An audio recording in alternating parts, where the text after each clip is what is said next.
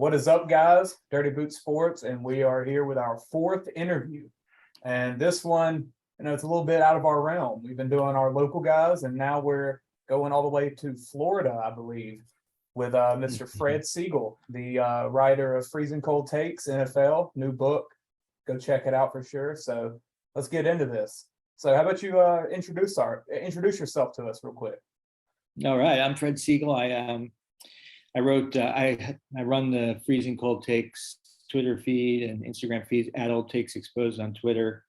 I've been doing it for like 5 years. I wrote the book, Freezing Cold Takes NFL. It just came out on Tuesday. Football media's most inaccurate predictions and fascinating stories behind them. It's just a historical look on a lot of the old, infamous, inaccurate commentary that was made by sports media, NFL media, and really kind of just takes a look back at teams and players who in NFL history and some of the stories behind them, not just an extension of my feed where I just list cold takes. I grew up in Florida. My whole life lived in Florida. I went from Miami, Florida. I live in West Palm Beach, Florida now. I went to University of Florida, graduated in 99. So I graduated in 2003, started in 99. So that's pretty much me. Yeah, as we're in our LSU room right now. So yeah, I went on with the guys from Baton Rouge in the morning show, Abear and Hester. They made fun of me. Yeah. A little bit about LSU's won 9 out of the last 12.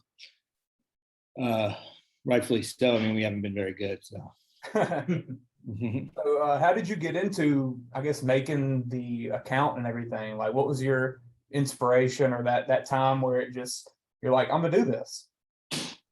Well, it was. I just wanted to do something that was a counter to sports media, who were. I'd been on Twitter. They'd reposting their accurate predictions and with self-congratulatory messages. And I just said to myself, someone should be the person who posts tweets and quotes where some of those media people turn out to be wrong. And I just became that person. I didn't expect the feed to become big, but it became big pretty quick. So I started running with it. Almost 600,000 followers on Twitter. That's insane. Yeah, it's big. I mean, every year it gets bigger, and it's been fun, very fun. And it's got to be something that's pretty easy to do now with social media. And I say easy to do, not saying it's an easy job, but with so many athletes and news people on social media, man, they're just throwing that stuff out there left and right. So you got to be just raking it in. Oh yeah, yeah. I mean, I get so many suggestions. I mean, the harder part, the big difficulty is just choosing what to post. Standards have been raised since I started the feed. I mean, it's got to be something pretty big, and it can't just be like something about, I see like a Louisiana Tech thing in your background. Like it can't be like a Louisiana Tech basketball game or something college baseball regular season. It's got to be something bigger than that. Yeah, for sure. So now with NFL preseason, I get a lot of those. People tag me to a Louisiana Tech baseball game, or forgot the team, whatever the team Florida played in 2013 tournament. I forgot. It was a Louisiana team. Northwestern State. Okay. Yeah. Is that it? Yeah. The team that beat Iowa in 2006. Yeah. So with NFL preseason finally kicking off, I guess you're licking your chops now, getting ready to see all these huge predictions for some of these new young players. Oh yeah. Well, yeah, preseason's great. I have a chapter in my book about like what I call preseason performance traps, and it gets bigger and bigger every year. But like when you watch a player play in preseason and you have this fallacious belief that like their great preseason performance in like one game or one quarter is indicative of the future success. Now it's like almost, especially the first week of preseason where people are just so psyched for NFL to be back on that they just automatically just validates everything that they thought about a player, like for one game. Like you see it with Cody Pickett. Cody Pickett today was it today or yesterday? It was today, I think. Prime example of that. And the Like Cody Pickett threw a touchdown to win the game, and then now he's automatic. It's validated to some people that it was a great pick. Now I'm not saying Cody Pickett won't be great, but I refuse to validate that based on this one preseason game. And I have a chapter on that. Like Ryan Mallett had a great preseason game, his first game against Jacksonville. He was a Patriots backup. Yeah. He was drafted in the 3rd round. Then there are guys who are like overdrafted. People think that they're drafted too high, and they get a lot of criticism for it. There was a lot of criticism, and then like people say, "You see, that's why he was drafted that high." Had a great game. EJ Manuel was like that. EJ Manuel was a perfect guy like that. He was drafted in the 1st round, like 15th pick or whatever. And everyone thought it was too high. He was a borderline 1st rounder going in, and then he had a great first preseason game, and it was like, oh, you see, franchise quarterback right there. So I have a whole chapter on that. The Browns have a lot of those guys. Oh, Jake Delhomme, great Louisiana guy, Jake Delhomme. Jake Delhomme, he would play ULL at Lafayette when it was called Southwest Louisiana. They played against UF in '96. Brandon Stokely was on the team. His dad was the coach, right? Oh yeah, that's right. Yeah. So Delhomme had like a great preseason for the Browns. Brandon Whedon and Colt McCoy. Yeah. All those guys. Whenever a Browns guy has good preseason, it's like everyone's so excited because they think like this is it. We got it finally. Finally, a guy could And help Johnny us. Manziel was the savior. Yeah, he didn't necessarily have the best preseason. Maybe like so it wasn't like that type of thing. But yeah, I mean when he was drafted, it was like it was amazing. Like I posted videos of the fans in various different draft parties. And did you losing their was it mind. in your book? Did you mention another Browns quarterback? Deshawn Kaiser. Yeah, that's it. That's it. Okay. Yeah. Because he went Kaiser. like 5-0 in the preseason or 4-0 in the preseason. So It was and they played it because I was on the show on a Zoom. I did the Zoom for NFL Network. Good Morning Football. Yeah. On Wednesday, and they played the clip because I talk about Nate Burleson, who used to be the host of Good Morning Football, but he moved to like Good Morning Show of CBS. But when at the time he was Good Morning Football, and he was just in love with Kaiser. I mean, in love with him. So they played all those clips when I went on the show on Wednesday. well, a couple of chapters. I don't mean to hijack the whole interview. yeah, go for it. A couple of chapters that really were really interesting to me. The one on Steve Young, because I'm a little older than these guys, so I'm back. I was in college in the late '80s, so the whole Steve Young, Joe Montana thing, and then also the one on the chapter on Tony Mandarich, which I remember that so vividly because that was I think he's like a year older than me, so I was right in that line of when all the big steroid talk was going on with college football. And that one I thought that one was super cool because of the whole thing. The Mandarich one. Yeah, I mean, it was crazy to see, like, when you research stuff, I knew I was going to find a ton of stuff on Mandarich because he was just like, everyone thought he was amazing, but it was like the enabling that went on. It wasn't just the enabling, it was just like, at the end of the day, when he admitted he was on steroids and when he had a terrible career, at least for the Packers, he came back with the Colts and had a couple of good years to like kind of salvage it a little bit. But it was like, the narrative was like, I can't believe that he hoodwinked them, like, I can't believe they fell for that he didn't use steroids or whatever, like the Packers. And if you go back and look at it, they knew. They just didn't care. Oh yeah, and they just didn't give one shit. Like they didn't care, and then they barely did any research on it. They didn't want to find out, and then they just drafted him. And he had a lot of issues anyway. He was doing drugs and drinking, so that was also part of his downfall too.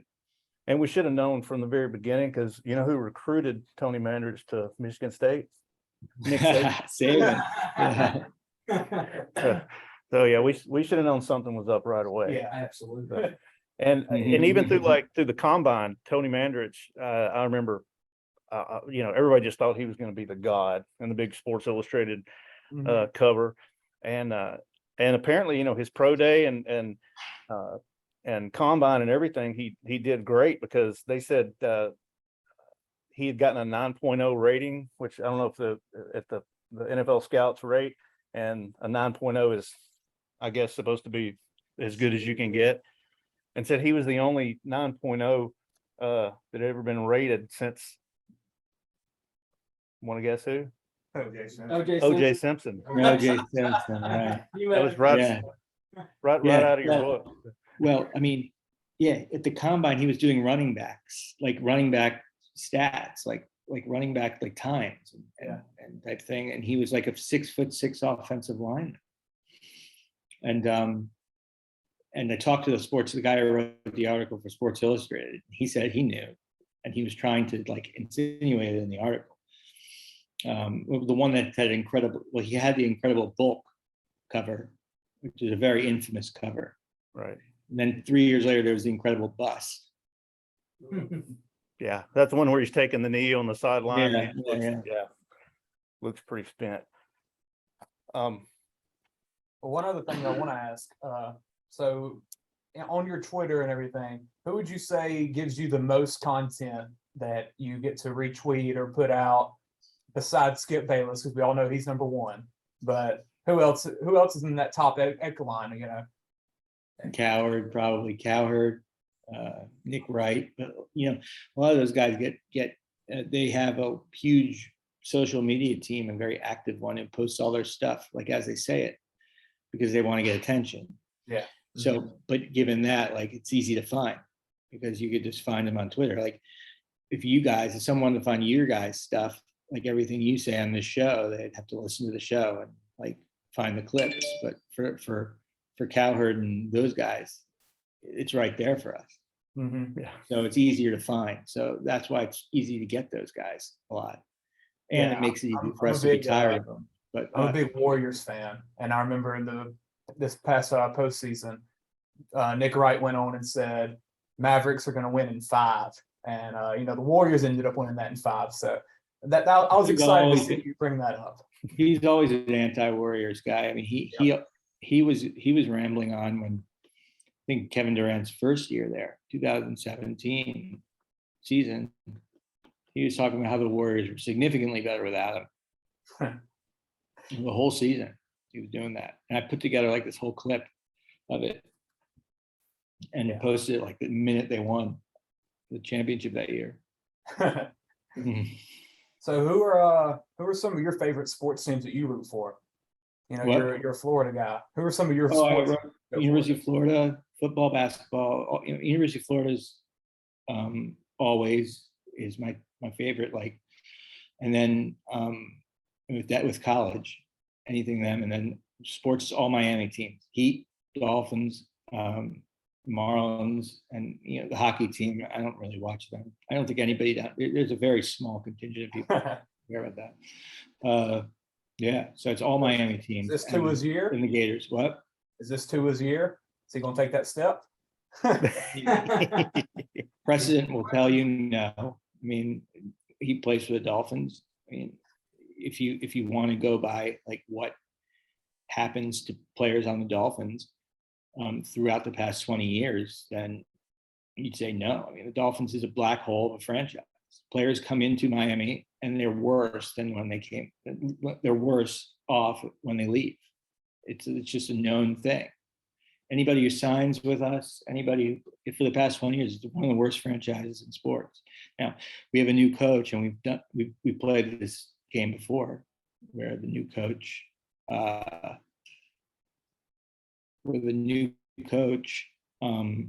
everyone's talking about how he's awesome, but that's not how it worked. But they never are great. We did that with Gase, the guy, the most recent guy. I already forgot his name. the guy who's suing us or whatever. Flores, yeah. Flores. They all talk a big game. And then the worst one was the guy, Gase, and no, the worst one was the guy before that, Philbin. Philbin. Oh, yeah. Hard Knocks Philbin. Joe, oh, yeah. So, Yeah, Philbin on Hard Knocks, yeah. Yeah, the Dolphins are, no, probably not, but I'd be happy if I was wrong. How about so, you? not exactly a sports take, as far as from another sportscaster or media person, but what did you think about, and I'm going back to 2005 when when Drew Brees went to have a medical evaluation by the Oh, yeah. Dolphins staff. Yeah, Saban likes to push that blame on someone else, but Yeah. But I think, I mean, we got Culpepper, who was probably worse off health-wise than Breeze was, and he stunk. He literally was just terrible. Yeah, I mean, that didn't work out for us at all. But you know, if Drew Brees came to Miami, like I said, for the past 20 years, I mean, he probably would have been like ended up like freaking all the rest of the guys we've had, Right. and probably wouldn't be as good, and he probably wouldn't be in the Hall of Fame.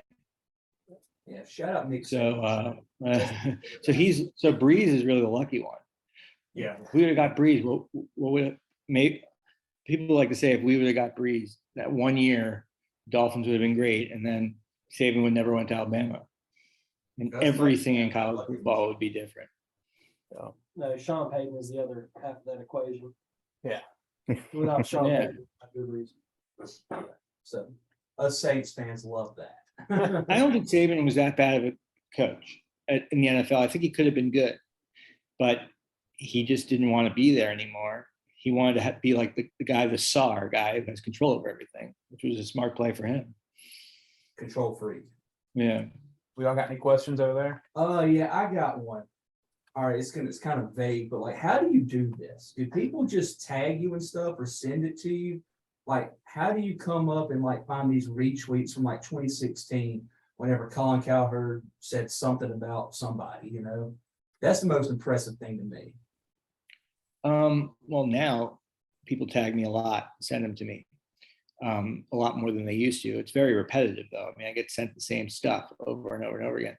But when I first started out, I mean, I have a lawyer's background. I was a lawyer for 8 years, and we used to just research case law and write briefs and all that. And you have a platform. It's called Westlaw and LexisNexis, and it finds all these legal cases from whenever. And you have to use search terms and dates and stuff like that. But I found out the Twitter search terms aren't really that much different. So I was able to just use those. So let's say like a coach was fired. Let's just say a coach was fired. Like take like Coach O was, well, that's not a good example because he won a title. So that was a good hire. Yeah. Okay, how about this? Let's say when Coach O won the national championship, 2019, you go back to the day Coach O was appointed head coach.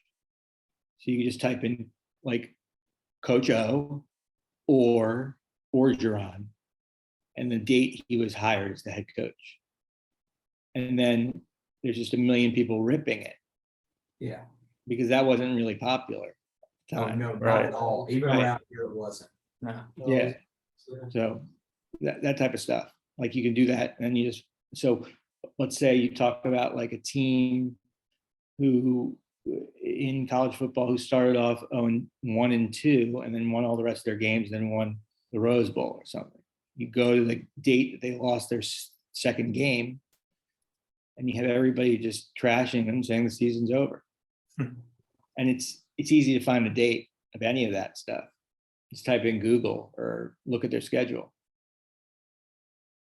Okay, then. That's the Yeah, basic. all stuff like that, like just that type of thing. But sometimes it's fun to do stuff during a game. So let's say Probably 28-3 Falcons. no, yeah, well, that's easy. That's like the prime example. Yeah. But even more like national championship game what was the game where Clemson beat Alabama? No. Yeah, well, When they Clemson had beat last Alabama. second drive, Renfro with the pylon. Yeah, Renfro. Right. Renfro with the throw. That game, I think Bama started off with a couple touchdowns, maybe. Yeah, They were winning early. and they And- scored late to get up. I Yeah. believe. Yeah, so that game would be a game like where I'd start bookmarking right when they get up by 2 touchdowns. Because first of all, everyone thought Alabama was unbeatable. So Yeah. like, oh, that was the year that everyone was talking about whether they could beat the Browns. Oh, Yeah. So that is an easy way to do it. Also, that's what I do. Another one, 21-3. They were up 21-6, I think, against Ohio State in the playoff semifinal in 2014 season. The first With year. Cardell Jones and Ezekiel Elliott ran all over in the second half. Yeah, that type of thing. Because then, especially when Urban Meyer's playing, because you automatically, if anyone takes a lead on Urban Meyer, you'll get a million jokes about the pizza, or like he has to go spend time with his family, stuff like that. Mhm. Y'all got any other questions? Josh, you got Josh? anything? In your book, you talk a lot about the Patriots. So, is that just for content or are you a secret Pats fan? Patriots is great. Patriots was great content for a long time, especially like the Renaissance, like the Tom Brady, like his last 4 or 5 years. But I didn't include that in the book because I could write a whole book on the Patriots, but I wanted to spread it around and I had a word requirement. So I just I kept it to the Belichick hire and then the first 5 years of the Patriots. Yeah, I mean, they're great. Especially like 2016 to like 2019. Like, I mean, by 2015, everyone was saying that Brady was done. Max Kellerman. 2014, they were like 1-2 after they lost a game in Monday Night Football to the Chiefs. They got killed. Brady was terrible. And at the end of the game, Trent Dilfer was on the field and the Monday Night Football team was like, it's a weak team, New England Patriots. They're not good anymore. And everybody was counting Brady out at that time. That was the on to Cincinnati game. Like the next day was the press conference. Yeah. And they were amazing the rest of the season. They won the Super Bowl. Well, in the first chapter of your book is about the Belichick hire. Do you consider that to be the most freezing cold take of all time? One Those of them. that said Belichick was a bad hire. Yeah. And everybody thought it. It was just like an open season on him. He had just left the Jets after one day as their head coach. Yeah. He was installed as head coach. He was already the defensive coordinator. Parcells left or stepped down, and he was installed as the head coach for his contract, and then he just left. And then he wanted to go to New England for like 3 weeks, and he had to extricate himself from the contract. New England had eventually to give up a first-round pick. And then the Patriots media gave him a ton of shit for giving up a first-round pick for this guy, Belichick, who had like 5 seasons with the Browns previously and made the playoffs once and a losing overall record. Yeah. Well, I think the best cold take you've ever put out is the one about the internet. I think some guy called it a fad and that it wasn't going to last. So, that guy needs one guy. I had a really good one. I didn't include it because it didn't want to fit in the book. But one guy talking about how they'll scrap it after like a week. He didn't like it with the experimental yellow line on the first downs. Just like the greatest invention in football TV history. Yeah. Without a doubt. He thought it was a nuisance. He said they're going to scrap it. The first time it was ever used was like a Sunday Night Football game on ESPN in like 98 or 97, something like that. That's hilarious. I didn't know that. Well, we don't want to keep you too long, so let's get into your Dirty Five, which is NFL disappointments. So some guys that I guess you were watching in college, and you're like, this guy's going to be an absolute star in the NFL, but he didn't really pan out as much as that. So who you gonna start it off with? Oh, I'll start off with, going back to 90, like the Gators had a wide receiver, Riedel Anthony, Okay. who was on the 96 team that won the national championship.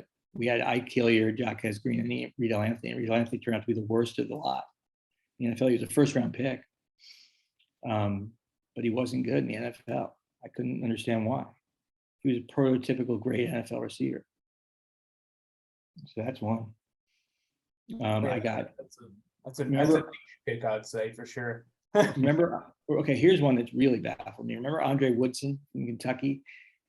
He beat LSU in 2007, the year LSU won the title. Yeah. They lost 2 games that year. One was to Kentucky. I think it was at Kentucky. And Woodson was the quarterback. He was like this guy, he was pegged on like Mel Kiper's big board as number 1 after that game. I don't even think he played it down in the NFL. It was unbelievable. Yeah, I think that game was on your birthday, Chance. It was. Yeah. And it was sad day. Yeah. Because that was one of the games that was, and then there was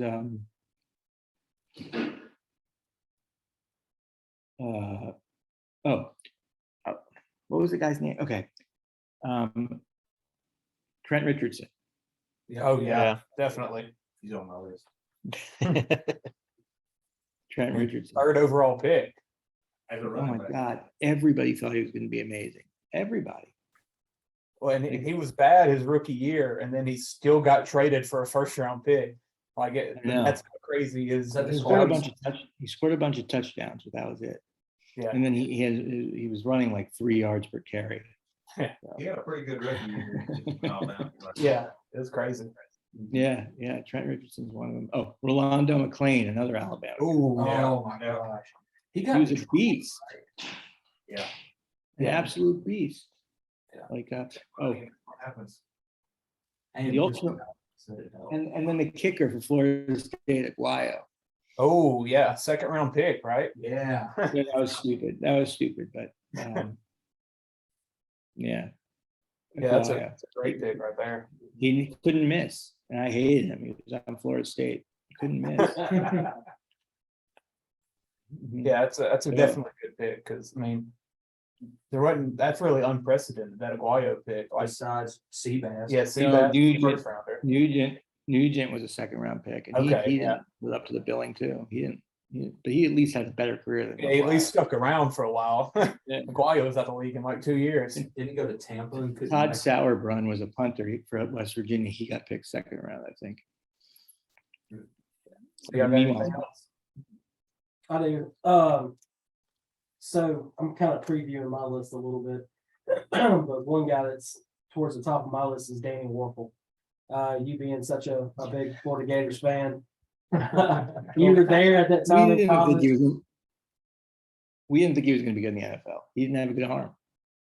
I got you. At the time I was a kid, and I was a big Danny Warfel fan, and I remember actually being at a Johnny's Pizza and my dad telling me, "Hey, this Peyton Manning guy's pretty good. He might be better than Danny Warfel."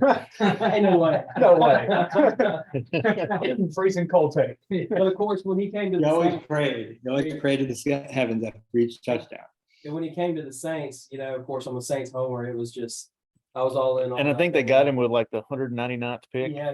And he had won the Heisman Trophy Hey, that's too. the Brady It pick. didn't matter to me. I was all about it. So. He's in the book in my draft chapter. There's a cold take on him. So what about Tim Tebow? You never thought he'd be anything? No, he never. He wasn't a pocket passer, Yeah, and he threw weird. he really did. I don't even think Tebow would be as good now as he was then. He was like the first of his kind, one of the first of his kind. Like nobody had a running guy who ran like that size. But I think teams adapt to it by now. So, He had LSU number. Yeah, definitely. oh yeah, well, 2006, yeah. And Jump then pass. do the jump pass, and then the fake, and then throw to Lewis Murphy. I was on this show with Hester. He got that touchdown overturn. Yeah. Supposed to be in the next play. Jamarcus fumbled it, and we got the ball. It was at the 1 yard line. I told him that was a great overturn. Great overturn. Well, it's been a great interview, honestly. I've learned a lot, and we were really curious about all the behind the scenes of everything. And yeah, if y'all haven't checked out the book yet, go for it. It's on Amazon, I know, right? Yeah, everywhere. Amazon, Barnes and Noble, Borders, probably at some bookstores. I saw it. My friend said he saw it in Maryland at his bookstore. So, but you can order it on Amazon right now. Freezing Cold Takes Okay. NFL. Yeah. So we appreciate it. Thank you for taking your time out of your night and coming on this little podcast. No problem. Yeah. Yeah. Thanks a lot. I appreciate it. All right.